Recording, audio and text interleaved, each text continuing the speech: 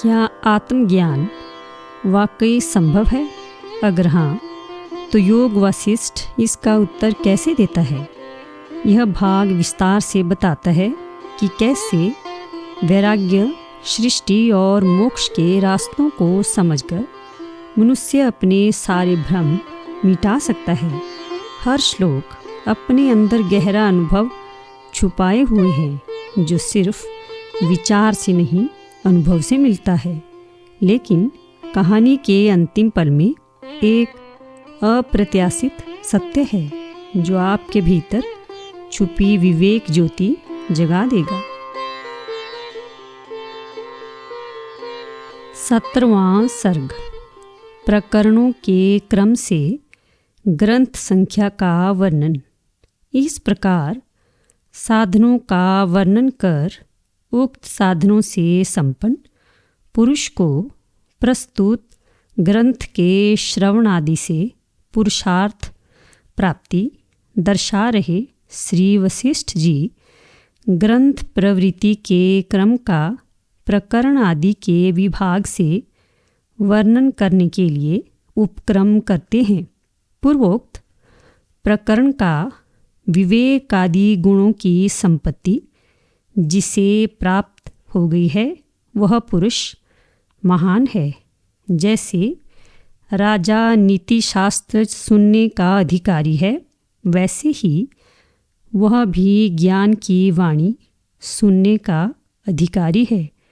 जैसे मेघ के संसर्ग से विमुक्त आकाश शरतकाल के चंद्रमा के योग्य होता है, वैसे ही मूर्खों के संग से मुक्त एवं निर्मल उदार पुरुष निर्दोष को अर्थात परम ब्रह्म को प्रकाशित करने वाले विचार का योग्य भाजन है। श्री रामचंद्र जी में उक्त गुणों के अभाव की शंका का निराकरण करते हैं। हे श्री रामचंद्र जी, आप इन अखंडित गुण गणों से परिपूर्ण हैं। अतएव आप आगे कहे जाने वाले मन के अज्ञान के विनाशक इस वाक्य को सुनिए, जिसका फलों के भार से खूब लदा हुआ पुण्य रूपी कल्प वृक्ष है। उसी पुण्यात्मा जीव का मुक्ति के लिए इससे सुनने के लिए उद्यम होता है। उक्त गुणों से संपन्न पुरुष ही मुक्ति के लिए अति पवित्र, अन्य को बोध देने वाले उदार वचनों का पात्र होता है, अधम पुरुष नहीं। मोक्ष के साधन का प्रतिपादन करने वाली और सारभूत अर्थ से परिपूर्ण, अतएव मोक्षदायिनी इस संहिता में 32,000 श्लोक हैं। जैसे गहरी नींद में सोए हुए पुरुष के सामने दिए के जलने पर यद्यपि सोए हुए पुरुष को प्रकाश की अभिलाषा नहीं रहती, तथापि प्रकाश होता है, वैसे ही इस संहिता के श्रवण से इच्छा न होने पर भी मोक्ष का साधन ज्ञान अवश्य प्राप्त होता है। जैसे स्वयं दर्शन करने जानी गई और दूसरे के मुख से सुनी गई श्री गंगा जी विविध योनियों में भ्रमण के हेतुभूत पाप और ताप की शांति द्वारा शीघ्र सुखप्रद होती है, वैसे ही स्वयं परिशीलन करके जानी गई अथवा दूसरे के मुख से सुनी गई यह संहिता अज्ञान के विनाश द्वारा शीघ्र सुखप्रद होती है। जैसे रस्सी के अवलोकन से रस्सी में हुई सर्प भ्रांति नष्ट हो जाती है, वैसे ही इस संहिता के अवलोकन से अर्थात परिशीलन से संसार दुख नष्ट हो जाता है। इस संहिता में युक्ति संगत अर्थ वाले वाक्यों से परिपूर्ण, श्रेष्ठ श्रेष्ठ दृष्टांतों से भरी हुई, आख्यायिकाओं से युक्त तथा पृथक पृथक रचे गए 6 प्रकरण हैं उनमें पहला प्रकरण वैराग्य नामक कहा गया है। जैसे निर्जल स्थान में भी जल के सेक से वृक्ष बढ़ता है, वैसे ही उक्त वैराग्य प्रकरण से वैराग्य बढ़ता है। 1500 श्लोकों से युक्त वैराग्य प्रकरण में निरूपण किया गया है, जिसके विचार करने पर विषयों में दोष का ज्ञान होने से हृदय में ऐसी शुद्धता उत्पन्न होती है जैसे कि मणि को सान में चढ़ाने पर प्रकाश से उसमें स्वच्छता उत्पन्न होती है। वैराग्य प्रकरण के अनंतर मुमुक्षु व्यवहार नामक प्रकरण की रचना की गई है। इसमें 1000 श्लोक हैं। यह प्रकरण युक्तियों से बड़ा सुंदर है। इसमें मुमुक्षु पुरुषों के स्वभाव का वर्णन है। इसके पश्चात दृष्टांत और आख्यायिकाओं से भरे हुए ज्ञानप्रद उत्पत्ति प्रकरण की रचना की गई है। उस 7000 श्लोक वाले प्रकरण में जगत की अहम इदम स्वरूप वाली दृष्टा और दृश्य के भेद की विचित्रता रूप संपत्ति वास्तव में उत्पन्न न हुई भी भ्रम से उत्पन्न हुई सी प्रतीत होती है, ऐसा वर्णन किया गया है। उक्त प्रकरण के सुनने पर श्रोता युष्मत और अस्मत से युक्त जिनका अर्थ भिन्न प्रतीत होता है, उन त्वम पद और अहम पद की एकार्थता के प्रतिपादक अनंत ब्रह्मांडों के विस्तार से युक्त तथा प्रत्येक ब्रह्मांड में लोकालोक पर्वत और आकाश से युक्त इस चराचर संपूर्ण जगत को अपने हृदय में मूर्त द्रव्यता से रहित भेद शून्य, अतएव पर्वत आदि पदार्थों से रहित, पृथ्वी आदि भूतों से रहित संकल्प में अर्थात कल्पना में नगर के तुल्य असत, स्वप्न में जो मनोमय पदार्थ दिखाई देते हैं उनके तुल्य, मनोराज्य के समान स्थित अर्थ शून्य होने के कारण गंधर्व नगर के सदृश, 2 चंद्रमाओं की भ्रांति के सदृश, मृग तृष्णा में जल की भ्रांति के समान समझता है तथा नाव आदि के चलने से पर्वत वृक्ष आदि के चलन भ्रम के सदृश, सत्य पुरुषार्थ से शून्य चित्त के मोह से कल्पित भूत के सदृश, निर्बीज होने पर भी जगत की बीज माया के मिथ्या होने से और आत्मा के निर्विकार होने से बीज रहित होने पर भी प्रकाशमान, कथा के अर्थ के प्रतिभास के समान, अर्थात कथा सुनने में आसक्ति होने से संस्कार द्वारा प्रत्यक्ष के सदृश कथा के अर्थ की प्रतीति होना लोक में प्रसिद्ध है। आकाश में कल्पित मुक्तावली के सदृश, स्वर्ण में कंकणत्व आदि की नाई एवं जल में तरंगत्व की नाई और आकाश में नीलिमा के सदृश असत ही यह सदा उत्पन्न हुआ है।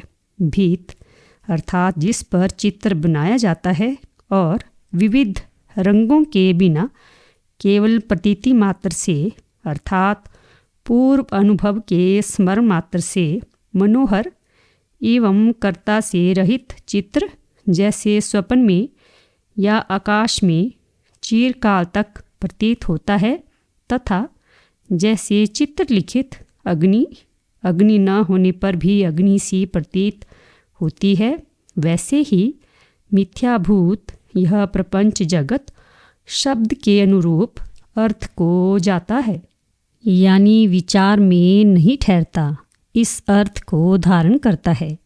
तरंगों में भ्रांति से कल्पित नील कमलों की माला के तुल्य पहले देखे गए स्मृति पथ में आरूढ़ हो रहे नृत्य के समान मन में उत्थित जैसे चित होकर सोए हुए पुरुष या कवि को चक्रवाक के अथवा चकवा पक्षी के चीत्कार से पूर्ण आकाश को देखने पर यह तालाब है, ऐसी उत्प्रेक्षा होती है, वैसे ही यह जगत भी उत्प्रेक्षित है।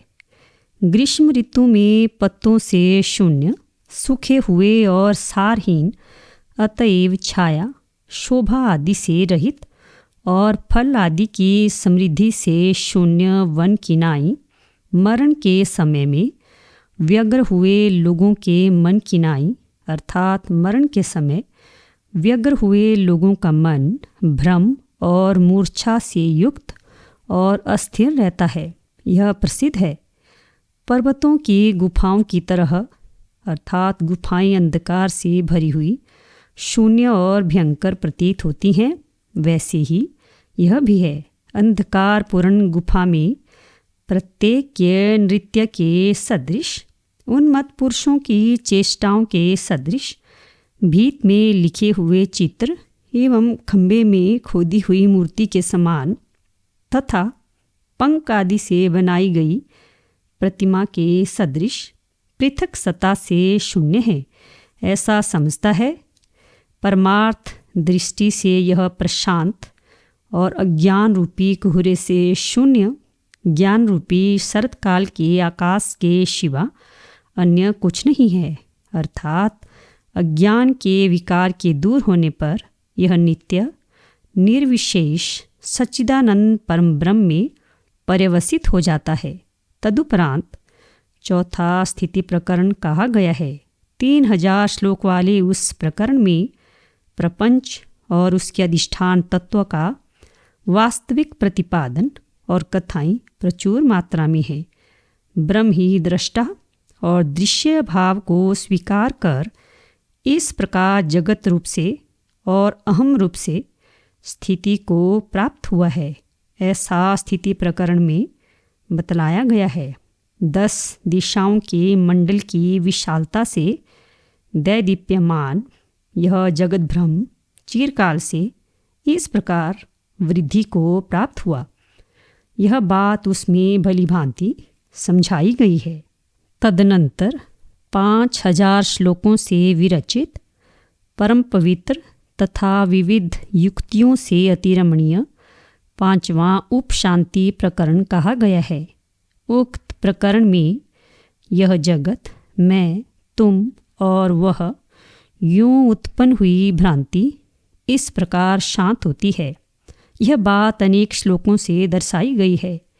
उपशांति प्रकरण के सुनने पर यह संसार जीवन मुक्ति क्रम से क्षीण होता हुआ अंशतः अवशिष्ट रहता है। जैसे जीर्ण शीर्ण चित्रलिखित सेना कुछ कुछ दिखाई देती है, वैसे ही जिसका ब्रह्मपूर्ण स्वरूप शांत हो गया है, ऐसी यह संस्कृति सतांश शेष रह जाती है। उत्तरोत्तर भूमिका की प्राप्ति होने पर अधिक विनाश होने से दृश्य और अदृश्य संस्कार मात्र से इसकी अवशिष्टता दृष्टांतों से कहते हैं। यह संसार अन्य के संकल्प से विरचित होने के कारण अन्य के चित्त में स्थित, अतएव मिथ्याभूत, जिसमें संकल्प करने वाले पुरुष के पास बैठे हुए अन्य पुरुष के स्वप्न के युद्ध और वाद विवाद से कुछ भी धन आदि वस्तु प्राप्त नहीं होती। नगर श्री के समान है। मिथ्या होने के कारण संसार और उक्त नगर श्री दोनों तुल्य हैं। अतएव अन्य की क्रिया और शब्द के अविषय भी हैं। वह जैसे स्वप्न देखने वाले की दृष्टि से कुछ स्पष्ट दृश्य है, किंतु संकल्प करने वाले की दृष्टि से तनिक भी दृश्य न होती हुई अपने आप शांत हो जाती है, वैसे ही यह संसार बना है। यह भाव है। उससे भी अधिक शांति का प्रकर्ष होने पर अदृश्य अवस्था से अंत में यह संसार शांत हुए संकल्प से कल्पित मदोन्मत्त गजराज के समान निरंकुश मेघ की भीषण गर्जना के समान जिस नगर का स्वप्न द्वारा निर्माण या संकल्प द्वारा निर्माण भूल गया है, उस नगर के समान, तथा जिस घर में चित्र नहीं लिखा गया, उस घर की चित्रों से भरी हुई भीत किनाई, जिसकी अर्थ शून्य कल्पना विस्मृत होती जा रही है, उस कल्पित नगरी के सदृश भावी फूलों के वन के आकार रूप वसंत से रस रंजित तथा संपूर्ण ऋतुओं से युक्त होने पर भी अनुत्पन्न वन के स्पंदन अर्थात उल्लास विकास के सदृश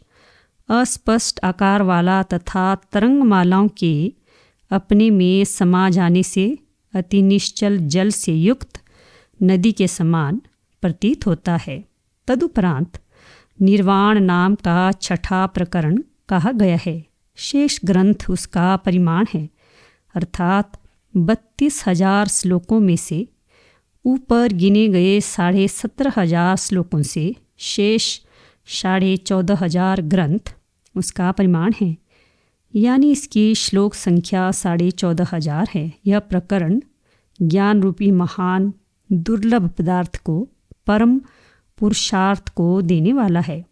उसके ज्ञात होने पर मूल अविद्या का सर्वनाश होने से संपूर्ण कल्पनाएं शांत हो जाती हैं और मोक्ष रूप कल्याण प्राप्त होता है।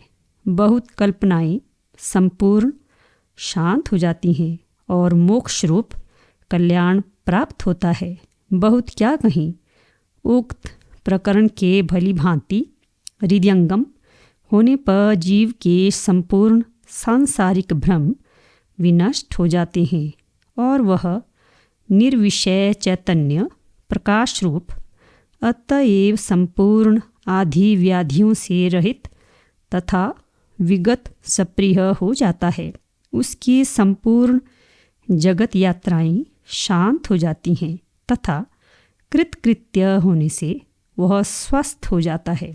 जैसे हीरे का खंबा अपने में किसी प्रकार के विकार के बिना ही अपने में प्रतिबिंबित होता है और उसकी चेष्टाओं का आधार होता है, वैसे ही आकाश तुल्य सर्वव्यापक उक्त जीव भी सबका आधार हो जाता है। मानो संपूर्ण जगत जलों के निगलने से अति तृप्ति को प्राप्त हो जाता है। उसके बाह्य इंद्रियों के भोग और मानसिक भोग सब शांत हो जाते हैं। वह आधि भौतिक, आध्यात्मिक और आधि दैविक संपूर्ण विषयों में स्वीकार और परित्याग दृष्टि से रहित हो जाता है। अतएव देह युक्त होने पर भी, देह रहित सा संसार में रहने पर भी असंसारी हो जाता है।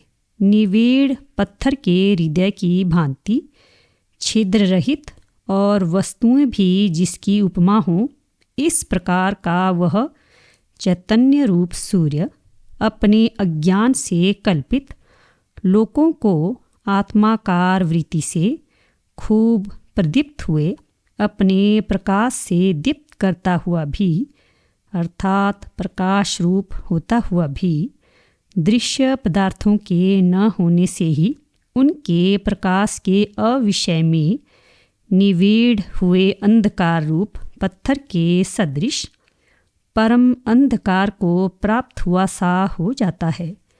उसकी जन्म मरण रूप संसार की दुष्ट लीलाएं शांत हो जाती हैं और आशा रूपी हैज नष्ट हो जाता है।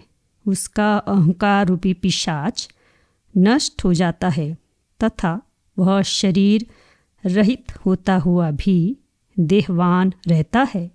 भगवती श्रुति भी कहती है, अशरीरम शरीरेष्वनवस्थेष्व वस्थितम महांत विभुमात्मानं मत्वा धीरो न शोचति। अर्थात शरीर रहित होता हुआ भी नश्वर शरीरों में स्थित महान विभु आत्मा को जानकर धीर पुरुष शोक नहीं करता। जैसे महान मेरू पर्वत के किसी एक प्रदेश में फूल में भंवरी बैठी रहती है, वैसे ही उसके सिर के रोम के अग्रभाग में अर्थात रोम कोटि के तुल्य परिच्छिन्न अविद्या के भी अग्रभाग में अर्थात एक देश में यह जगत संपत्ति स्थित है। विस्तार शून्य प्रदेश में अति विस्तार युक्त जगत की प्रतीति कैसे होती है? ऐसी शंका होने पर छोटे से दर्पण के अंदर मेघ, ग्रह और नक्षत्रों से युक्त आकाश का समावेश सबको दिखाई देता है। अतः अज्ञान के लिए यह कोई कठिन काम नहीं है कि विस्तार शून्य प्रदेश में अति विस्तार युक्त जगत दिखलाई दे।